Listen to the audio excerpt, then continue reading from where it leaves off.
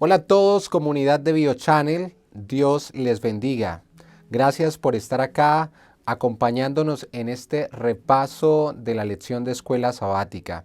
También gracias por compartir estos videos, por suscribirse, por darle me gusta y también gracias a todos los que nos están retroalimentando con sus testimonios, con sus experiencias, con sus consejos, con sus perspectivas de vida. Entre todos podemos aprender más. El Señor les bendiga. Durante esta semana vamos a estudiar un tema fascinante, acumular tesoros en el reino de Dios. Y a través de la historia de varios personajes como Noé, como Lot, como Jacob, como Moisés, aprenderemos lecciones de suma importancia sobre la necesidad de tener nuestro corazón afincado en las cosas que son de valor eterno. Sabes que Apocalipsis nos enseña que en el cielo las calles son de oro. Aquí los seres humanos se matan por el oro, trabajan por el oro, se ensucian y se meten en minas y sudan y se la pasan en medio de la oscuridad tratando de conseguir ese metal. En el cielo las calles son de oro, en el cielo se pisa el oro, porque allá las prioridades son diferentes, pero justamente porque las prioridades son diferentes, la abundancia material es absoluta, completa y total. Prepárate, porque el Señor te llama a ti a ser ciudadano de un mundo donde se pisa el oro.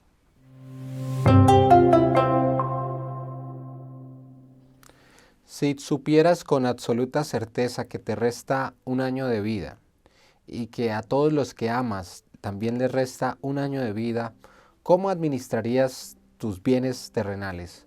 ¿Cuáles serían tus prioridades? Bueno, algo parecido fue el marco conceptual, cosmológico, la cosmovisión que tuvo Noé cuando recibió un llamado de Dios especial ante el inminente juicio de Dios sobre la tierra. Su corazón, sus esfuerzos, sus posesiones, todo debía estar en primer lugar apuntando a la realidad del inminente juicio de Dios. Nosotros también creemos que Dios va a traer un juicio próximamente sobre la tierra. Y ante esa perspectiva, ¿cómo deberíamos invertir nuestros bienes terrenales? ¿Cómo deberíamos administrarlos? ¿Cuáles deberían ser las prioridades en las cuales les colocamos? Pues evidentemente es en la obra que el Señor nos ha encomendado realizar. Cuando esté terminando nuestro peregrinaje por esta tierra, o cuando Cristo regrese por segunda vez, jamás te arrepentirás, jamás te arrepentirás de haber contribuido con tus bienes materiales, con tu tiempo, con tu esfuerzo, a la predicación del Evangelio, al crecimiento del reino de Dios. Así que de Noé podemos aprender que ante la perspectiva del juicio, la decisión más inteligente es invertir priorizando la predicación del Evangelio, la extensión del reino de Dios. Abraham era un hombre ya establecido, relativamente próspero y que vivía en medio de uno de los enemigos más grandes de los propósitos divinos. Y no me refiero al paganismo, me refiero a la comodidad. Era un hombre que vivía en comodidad y Dios lo llamó a incomodarse para cumplir los propósitos divinos. Sí, esa incomodidad también era material, era espiritual, era psicológica, era emocional, era espiritual, era en todos los sentidos. Dios llama a Abraham a incomodarse como parte de su proceso de perfección, porque Él le dice, anda delante de mí y sé perfecto, deja tu comodidad. Atrévete a incomodarte porque incomodarte es la clave del progreso, porque incomodarte es el camino al propósito, es el camino al significado que Dios tiene. Y el Señor llama a Abraham a incomodarse. Le dice que deje su tierra, su parentela y que camine a un lugar que le mostrará. No le dice qué lugar es, solo le da la luz que necesita cada día. Y Abraham es fiel a cada día, a la revelación de cada día, a la luz de cada día, y la fidelidad de cada día le abre las puertas de mañana. Y un paso a paso el Señor lo empieza a hacer recorrer una vasta extensión de tierra. una vasta extensión de tierra, y camina y peregrina y establece altares y vive experiencias y pasa aprietos también, se ven peligros, se ve perseguido en hambrunas, pasa tensiones familiares por encontrar el propósito de Dios, ese lugar que Dios le mostraría. Y lo fascinante es que en Hebreos más adelante Dios puso a Abraham a caminar, pero nunca Abraham tuvo una propiedad excepto la de su tumba, excepto donde enterró a su esposa. Fue la única propiedad de esa tierra que el Señor lo llamó a recorrer. Pero ya Hebreos nos dice a dónde era el lugar que el Señor lo había llamado, a una ciudad cuyo arquitecto y constructor es Dios. Es fascinante. Abraham no pensó que los propósitos de Dios fueran tan grandes. Él pensó que se iba a establecer en una región particular, pero Dios los mantuvo en continuo movimiento hasta que Abraham empezó a entender que el lugar que Dios le mostraría era la patria celestial. Uno de los grandes engaños de este tiempo es convertir el Evangelio en un instrumento para progresar en esta tierra, en una fórmula para desarrollarte y prosperar económicamente. Dios no es un instrumento, Dios no es un medio, Dios es el fin, Dios es el propósito de todas las cosas. Y lo más glorioso de este Evangelio no es cómo te puede ayudar a mejorar la vida presente, que lo hace, pero lo más glorioso de este Evangelio es cómo te prepara para la vida futura. Y lo que Dios quiere principalmente no es darte una vida cómoda aquí. Lo que Dios principalmente quiere darte es un carácter, es un propósito, es un significado, es un orden de vida que te prepare para la Canaán celestial. Eso lo podemos aprender de Abraham. Lot. Lot era un hombre de buen gusto, un hombre que le gustaban las cosas bellas, y cuando el momento llegó de separarse de Abraham, quien le había dado todo, Abraham le ofrece la primacía en la decisión, cuando eso no es la tradición, no es el deber ser. Abraham debió ser quien escogió en primer lugar, pero Lot hizo la decisión y la hizo por lo más bello de la tierra, por el lugar más cómodo. Pero más tarde tendría que aprender que un lugar más bello no significa necesariamente una vida más bella. Y más tarde tendría que aprender con mucho dolor que la gloria de un cristiano, de un hijo de Dios, no consiste en vivir en un lugar bello, sino en embellecer la vida de quienes le rodean con la gloria de Dios. Y eso no había en Sodoma, eso no había en Gomorra. Todo lo contrario, una ciudad próspera, una ciudad riquísima. El profeta Isaías nos escalafona sus pecados incluso por encima de la sodomía, del homosexualismo y este tipo de perversiones. Nos prioriza la abundancia de pan, de ocio, como los pecados que reinaban en aquella ciudad, el peligro de la prosperidad cuando trae desocupación. Es letal, está más que comprobado. Pues bien, Lot se ubica en esa ciudad y tiene grandes tragedias. Primero saquean esa ciudad, se lo llevan cautivo. Abraham, como buen representante de Cristo, no llega a Lot a condenarlo, no llega a acusarlo, no llega a restregarle sus malas decisiones, no viene a reclamarle, viene a liberarlo y lo libera. Pero qué triste decisión, que lo libera y Lot decide volver nuevamente a Sodoma y a Gomorra.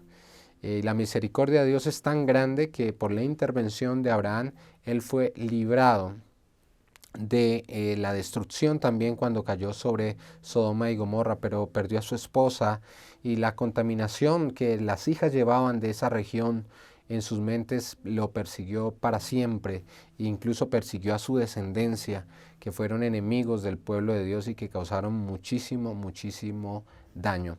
Por eso es tan importante no dejarnos fascinar rápidamente solo porque un lugar es próspero y es bello. Debemos también depender mucho de Dios para tomar buenas decisiones, a fin de que la prioridad sea glorificar a Dios. Y cuando nosotros nos proponemos glorificar a Dios, Él te va a poner en el lugar donde puedes florecer, donde puedes prosperar y donde puedes ser lo más feliz posible de este mundo. Jacob. Este personaje para mí es muy especial por muchas cosas. Cuando era un niño fue la primera vez que prediqué sobre algo. Mi personaje fue Jacob, un engañador.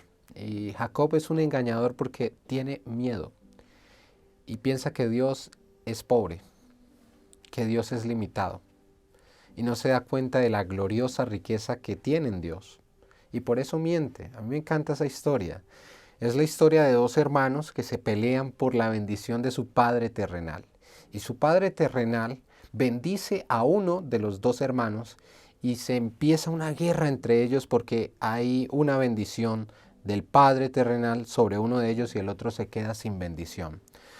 Ustedes saben, Jacob tiene que salir huyendo, la pasa muy mal, paga carísimo sus errores, también resulta engañado con Labán y bueno, sufre muchísimas cosas. Nadie que peque deja de pagar las consecuencias en esta tierra y en la eternidad. Aquí se paga también. Jacob se va, tiene una cantidad de experiencias y regresa y Dios lo bendice y cuando él vuelve a encontrarse a su hermano tiene miedo otra vez, tiene miedo. Así que él hace una estrategia y dice voy a enviar regalos abundantes para mi hermano para que él no piense que yo vengo a robarlo, vengo a reclamar la herencia o vengo a quitarle lo que tiene, no. Así que él vea que yo estoy bien, así que le manda un regalo, le manda otro regalo, le manda regalos y divide sus familias en dos grupos y dice si ataca a un grupo pues el otro grupo va a tener la oportunidad de huir, hace todo lo humanamente posible y a mí me fascina cuando Esaú, su hermano, se encuentra con los primeros regalos y dice ¿esto qué? Y luego el otro regalo ¿y esto para qué? Y luego el otro ¿y esto para qué? Yo no necesito. Y cuando se encuentra con su hermano Jacob, Jacob le dice, Esaú le dice, bueno, ¿y todo esto que me mandaste qué? Estos son presentes para mi Señor, para ti. Y Jacob le dice, no, es que yo no necesito nada. Yo estoy bien, Dios me ha bendecido, yo también he progresado. Dios tenía la capacidad que el Padre terrenal no tenía y era de bendecirlos a los dos. Y a veces uno cree que porque Dios bendice al uno ya se le acabó las bendiciones a Dios. No, lo que Dios tiene para ti es para ti, no lo va a entregar en la dirección equivocada. Y si Dios está bendiciendo a tu vecino, celebra porque está en el vecindario y pronto también te llega a ti el turno de recibir la bendición de Dios. El Señor es rico, es abundante. Y aunque el Padre terrenal solo tenía una bendición y se la dio a Jacob, con el tiempo encontramos que tanto Jacob como Esaú, los dos estaban prósperos, los dos estaban bendecidos, no querían plata. El uno le mandó regalos, plata al otro. No, no, no, eso para qué, no quédese, porque el Señor es bueno. A veces creemos que cuando pasamos por una crisis, alguien nos estafa, pasa una situación en una herencia y nos llama. No, no te eches a morir. El Señor es rico, es abundante. Él te puede dar mucho más de lo que tú imaginas y piensas. Sí, nuestros padres terrenales, los humanos, tienen poco para bendecir, pero Dios tiene todo para bendecirte. Así que no tengas miedo. Sé honesto. Las mentiras solo traen desgracias, aunque quedes mal, di la verdad. La verdad es un camino, es una de las herramientas fundamentales para la prosperidad sólida. Di la verdad si quedes como un zapato. Di la verdad y la verdad te hará libre y la verdad te capacitará para recibir la bendición de Dios en tu vida. De Jacob podemos aprender que las bendiciones de Dios alcanzan para todos.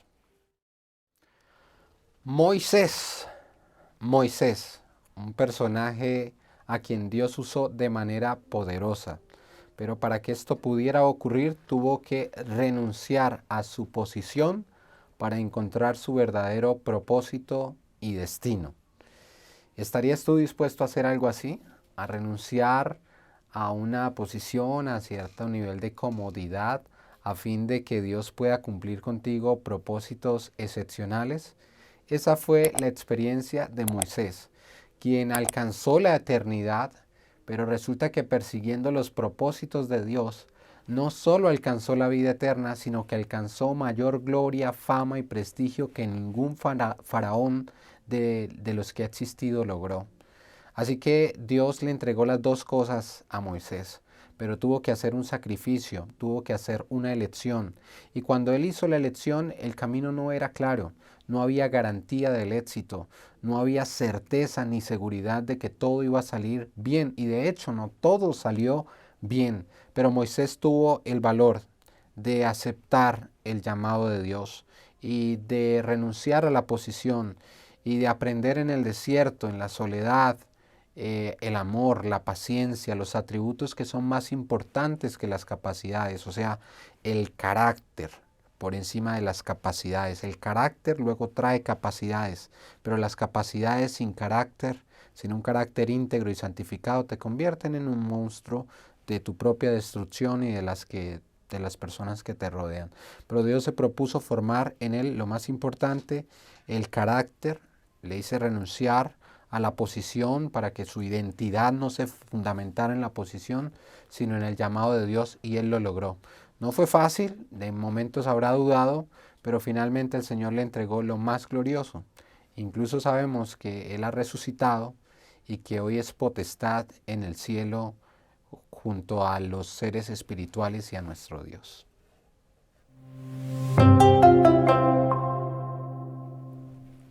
Muy bien, gracias por acompañarnos. Les invitamos a opinar, a compartir, a retroalimentar estos contenidos que hemos repasado. De pronto el Señor a ti te reveló otra idea, o mientras escuchabas este mensaje te surgió un pensamiento, o alguna de las cosas que mencionamos quedó sonando especialmente en tu cabeza. Te invito a que nos compartas, a que te expreses y sigamos juntos en esta experiencia de aprender más acerca de la palabra de Dios.